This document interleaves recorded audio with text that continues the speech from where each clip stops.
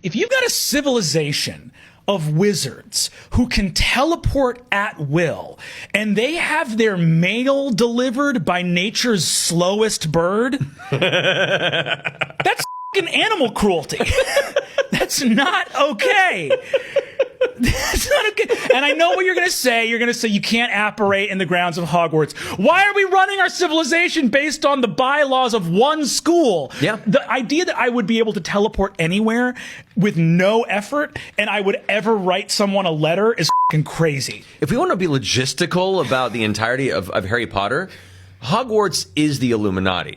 They run the world because if you can do the things they're doing, why the would they not be just helming the future of society and becoming just an entirely oppressive political force that nobody could argue against? And also on the flip side, if you're not an oppressive political force, you're just allowing the horrors of the world to happen?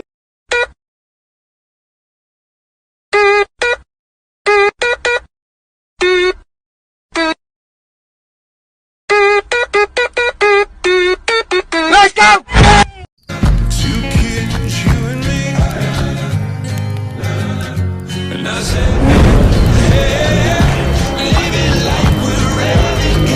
Shoes are unnatural. We were born and designed to walk on flat feet. We're about to meet the king in 15 minutes. And if you can't get your tree-hugging, animal-fucking ass in a pair of boots, I'm gonna murder you! Ah, hello adventurer. Welcome home. What's this? That's the third quest you completed for tonight. Congratulations. Here you go. What's that? You want another quest? Well, have you done the self-care quest for tonight? Haven't. What's a self-care quest? Well, I'm glad you asked. When was the last time you had water? When was the last time you ate? When was the last time you slept? When was the last time you did anything for yourself that didn't involve a quest? I thought so. Well, I'm afraid until you meet those requirements, you won't be able to take another quest until tomorrow. Why? Because I care about you, adventurer. And if you won't take care of yourself, then I will. Imagine if your dad was a minotaur and your mom was a mermaid, but you just got the human half. That's the best explanation for why variant humans are a thing in Dungeons and Dragons I've ever heard. Hey, I need you to roll perception, please. Okay. Okay, that's good enough. You realize that it's bedtime. Bedtime? It's not even that late. It is bedtime. Oh, my baby. Oh, my baby.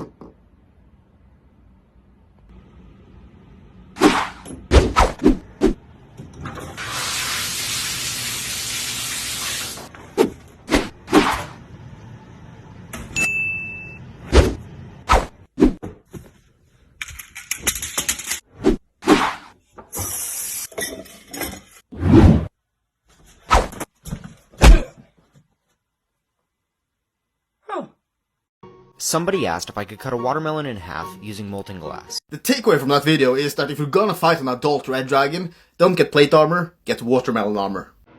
If I roll lower than a 15, I'm gonna work out and go to bed early.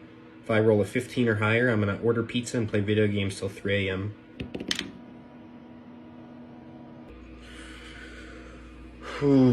I'm gonna go ahead and give myself advantage, because it's been a pretty tough week. Hi, Domino? Give me the opening line of a book, but add, and then the dragons arrived. In the beginning, God created the heavens and the earth was without form and void, and the darkness was on the face of the deep, and the Spirit of God was hovering over the face of the waters. Then God said, "Let there be light," and there was light. And then the dragons arrived. It's so hard. Can we skip to the good part? What you gonna do when you see Joe Biden in the Oval Office? I'm gonna give him a big old kiss. Hey, yo! With the heat under sunshine, pylons will meet while rain is falling like grindstones from the sky.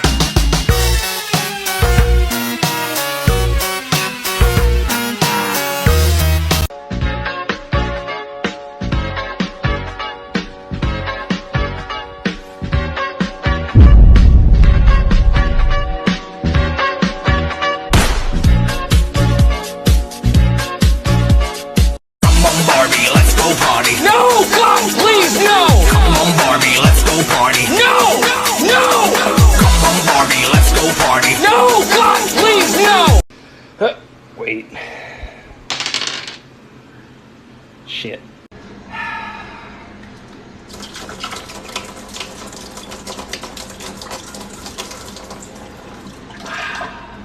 Refreshing. Chaotic good in real life.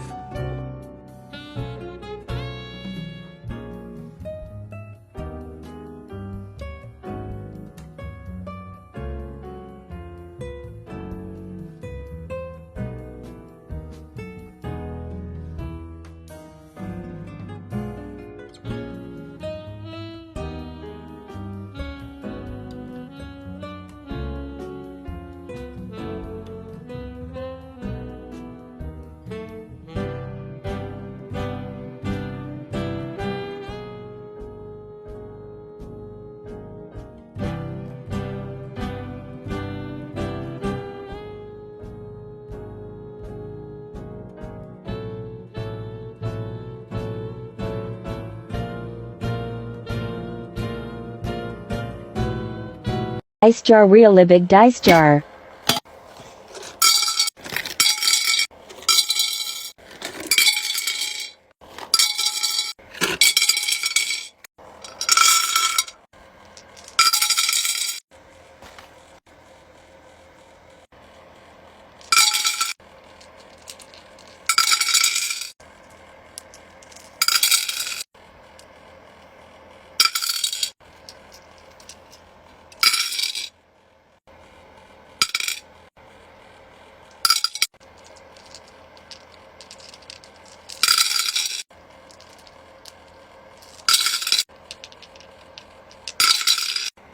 Natural one, you dumb fuck.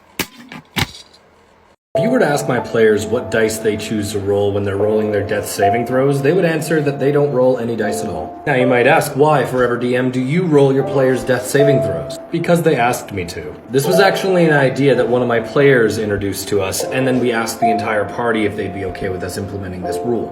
And since we've implemented this rule, it has helped with the immersion of the game so much. So when a player drops to 0 hit points and it comes to their turn again and it is time for them to roll a death saving throw, I as the DM roll it behind my DM screen. I do not tell them if it is a success or a failure. This really helps with the immersion of the heat of battle, because when someone falls unconscious, you don't know if they're close to death or not. It takes metagaming out of the picture because you can't look at that character's character sheet and see where their death saves are at. You can't look down and see that they're at 2 successes, so you're not going to heal them and instead you're going to attack the bad guy. You have to weigh the pros and cons in that moment of attacking or healing, and you got to think of what your character would do in that moment because you don't know. Let me know what you think about this house rule that we implemented.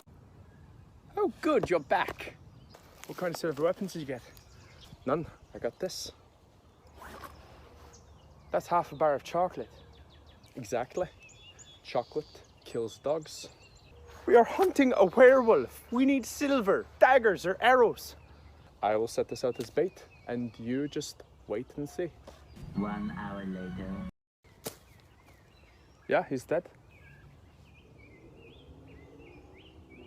Can anybody explain to me how it is that an idiot is one of the smartest people I know? Well, ingenuity is not exclusively possessed by the eminently educated, whose scholarship can sometimes inflate their egos to such a degree as to obstruct alternative avenues of rationale. Wait, the wizard told you to say that, didn't he? Yeah, he did. What does it mean?